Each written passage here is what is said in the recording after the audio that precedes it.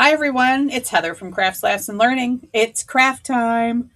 If you're looking for an easy craft that feels seasonal but isn't overwhelming, this little raincoat is just what you Welcome to need. Crafts, Laughs, and Learning, fun, printable I activities love for our crafts like little these for mom and those daughter random shop. rainy afternoons Subscribe when for kids more are easy stuck inside wins. and you just need something simple to keep their hands busy.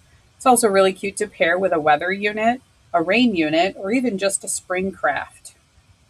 What I personally love about this one is that it's flexible. If you're short on time, you can use the pre-colored version, and it's quick and easy. If you want to stretch the activity a bit, use the black and white version and let them design their own raincoat. Polka dots, stripes, rainbows. I've seen some really cute and creative ones.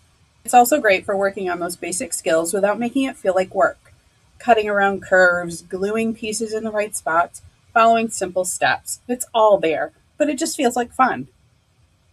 You can turn it into a little display too.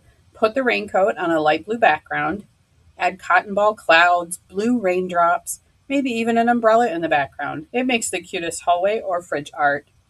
And if you're a teacher or a homeschool parent, this pairs really nicely with talking about weather, seasons, or even just how we dress for the different kinds of days. Simple conversation starters go a long way. If this sounds like something you'd use, you can grab it through the link in the description below. Honestly, this is one of those crafts that's easy to print and save for later. Keep a copy tucked away for when you need something simple and guaranteed to work. How would you use this one? Rainy day activity, weather unit, or just a fun afternoon craft? I'd love to hear your comments. Thanks for spending time with me. See you in the next video.